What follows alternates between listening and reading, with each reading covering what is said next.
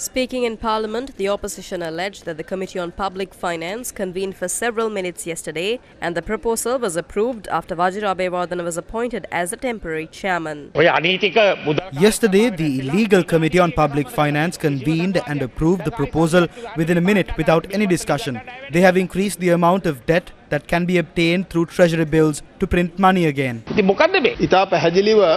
We explained the reasoning behind the need to increase the limit of treasury bills.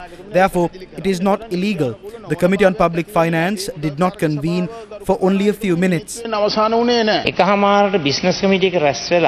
Business Committee convened at 1:30 p.m. State Minister Shihan Semasinghe and Treasury officials had requested us to take steps to increase the treasury bill limit urgently. We agreed to that. Did that unity continue? What did you do at 3 p.m.? The Committee on Public Finance convened secretly at 3 p.m. A puppet from the government with no understanding of macroeconomics, microeconomics or anything regarding economics was appointed as the chairman of the committee, and you approved 1 trillion. What was the analysis that you conducted? They got this puppet to approve it with no knowledge of the subject. They tell us to reach decisions based on evidence, data, scientific method and case studies. How can they appoint a puppet to the Committee on Public Finance and reach such decisions? We are unable to print money that are required for the day-to-day functioning of the state. We are facing a crisis of carrying out day-to-day activities. Although Minister Bandra Gunawardena says money is not being printed, it will have to be done. It was approved by the Committee on Public Finance yesterday. Let me speak, man. You sit down.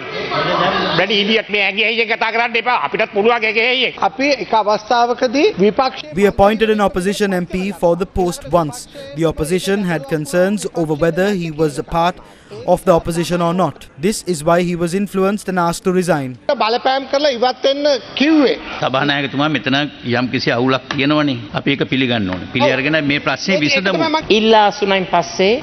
When someone resigns, the post of chairman becomes vacant. After a permanent chairman is appointed to the post, a pro temp chairman can be appointed if that chairman cannot attend. Do they not understand this small matter? I request you to reject these reports presented to Parliament until a permanent chairman is appointed to the Committee on Public Finance. You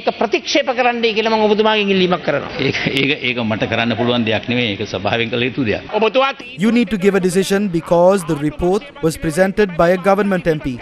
That is illegal. They are taking the same old road. This is not the path taken by the new president or the governor of the central bank. This is the route taken by former President Gotabaya Rajapaksa and former governor of the central bank Ajit Niwad Cabral, printing money to limit the budget deficit. The Central Bank of Sri Lanka Act should have been approved yesterday.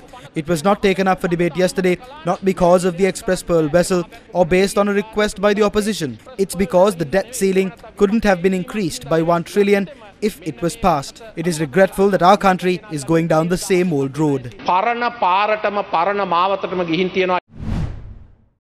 The Minister of Justice convened a media briefing today to speak on the progress of the proceedings to secure compensation for the damage caused by the Express Pearl incident. He said that he made a statement on an incident where a bribe was accepted after being informed of it by the chairman of the Sectoral Oversight Committee on Environment, Ajit Peruma, about such details that were revealed during the discussions of the committee. On the 6th of April, he sent me a WhatsApp message that $250 million had been deposited to the account of an individual and that this individual is a relative of the official at the Attorney General's Department who is in charge of this case. I gave it to the CID and the IGP, but I did not reveal any names as I was unsure of the authenticity of this information. It was only afterwards that I revealed the names because accusations were being levelled against me that I was involved in this, so I revealed the names in Parliament.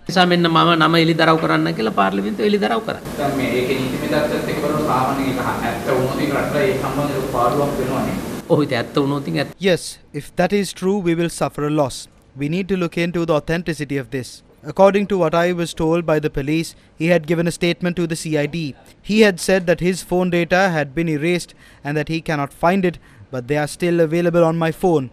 That is the information I gave the CID. I gave the information based on the message sent to me by Ajit Peruma.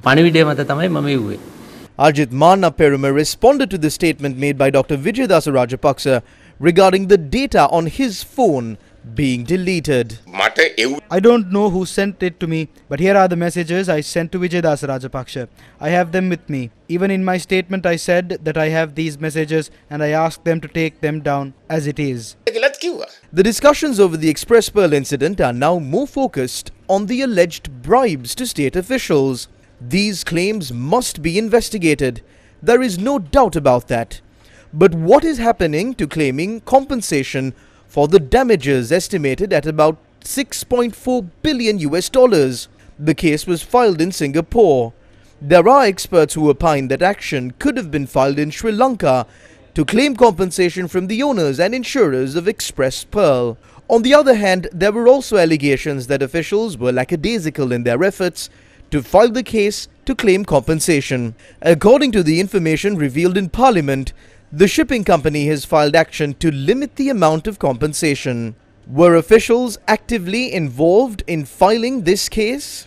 On the one hand, proposals to increase the treasury bill limit by 1 trillion rupees, and on the other, the IMF bailout of $3 billion has come with several conditions on how the government should function. Wouldn't $6.4 billion in compensation from the Express Pearl assist in easing the burden? Who is interrupting these proceedings? Who doesn't want these proceedings to continue? The people are watching.